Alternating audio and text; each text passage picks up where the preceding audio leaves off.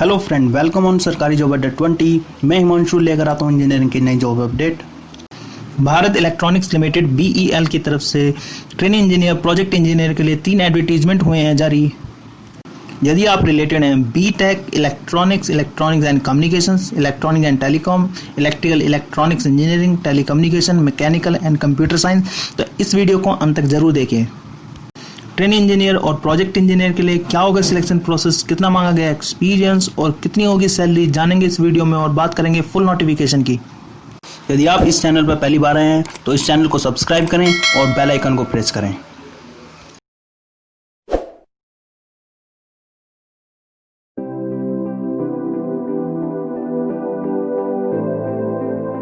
आइए बात करते हैं नोटिफिकेशंस की। BEL भारत इलेक्ट्रॉनिक्स लिमिटेड ने ट्रेनिंग इंजीनियर, प्रोजेक्ट इंजीनियर के लिए जो पहला एडवर्टीजमेंट जारी किया है 50 पोस्ट के लिए, जिसकी लास्ट डेट दिखाई गई है 2 अगस्त 2020।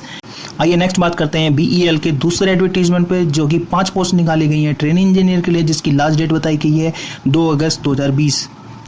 और लास्ट एडवर्टीजमेंट निकाला है BEL ने प्रोजेक्ट इंजीनियर 21 पोस्ट के लिए, जिसकी लास्ट डेट है 17 अगस्त 2020। आइए बात करते हैं इंपॉर्टेंट डेट्स के लिए। एडवर्टीजमेंट 1 और एडवर्टीजमेंट नंबर 2 के लिए स्टार्टिंग डेट ऑफ एप्लीकेशन जो है 22 जुलाई 2020 और लास्ट डेट ऑफ एप्लीकेशन है 2 अगस्त 2020।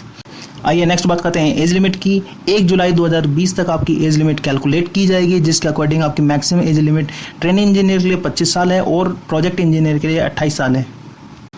और थर्ड एडवर्टीजमेंट के लिए जो इंपॉर्टेंट डेट्स बताई गई हैं, जिसमें कि स्टार्टिंग डेट ऑफ एप्लीकेशन है 22 जुलाई 2020 और लास्ट डेट ऑफ एप्लीकेशन है 17 अगस्त 2020। आइए नेक्स्ट बात करते हैं एज लिमिट की, जो कि 31 जुलाई 2020 तक आपके कैलकुलेट किए जाएंगे। यदि हम बात करें maximum age limit for project engineer के लिए 28 साल इसमें बताई गई है। आइए नेक्स्ट बात करते हैं एप्लीकेशन फीस के लिए, जो कि तीनों एडवर्टीजमेंट के लिए आपको स्क्रीन पर दिखाई गई है। यदि आप ट्रेनिंग इंजीनियर के लिए फॉर्म को फिल कर रहे हैं, तो यदि आप SC ST PWD की कैटेगरी से बिलोंग करते हैं तो आपको कोई एप्लीकेशन फीस चार्जेस नहीं सबमिट करने हैं। यदि आप इनसे अलग कैटेगरी से बिलोंग करते हैं तो 200 रुपीज़ आपको सबमिट करने होंगे। यदि प्रोजेक्ट इंजीनियर के लिए आप फॉर्म को फिलअप कर रहे हैं तो SC ST PWD के लिए कोई चार्जेस नहीं है। इनसे अलग कैटेगरी के लिए 500 रुपीज़ आपको एप्लीकेशन फीस सबमिट करनी होगी। नेक्स्ट बात करते हैं एलिजिबिलिटी के लिए। यदि हम बात करें पहले एडवर्टीजमेंट के लिए 50 पोस्ट निकाली गई हैं ट्रेनिंग इंजीनियर और प्रोजेक्ट इंजीनियर के लिए, जिसमें कि वैकेंसी बताई गई है ट्रेनिंग इंजीनियर की इलेक्ट्रॉनिक्स में 16 पोस्ट हैं, मैकेनिकल में 4 पोस्ट हैं, जिसमें कि मिनिमम क्वालिफिकेशन एक्सपीरियंस 6 मंथ आपका मांगा गया है। बात करें नेक्स्ट प्रोजेक्ट इंजीनियर के लिए, इलेक्ट्रॉनिक्स में 16 पोस्ट, मैकेनिकल में 14 पोस्ट निकाली गई हैं, जिसमें कि मिनिमम क्वालिफिकेशन एक्सपीरियंस 2 साल का मांगा गया है। आइए नेक्स्ट बात करते हैं सेकंड एडवर्टीजमेंट के लिए, जिसमें कि ट्रेनिंग इंजीनियर इलेक्ट्रॉनिक्स में 5 पोस्ट निकाली गई है, जिसमें मिनिमम क्वालिफिकेशन एक्सपीरियंस 1 साल मांगा गया है।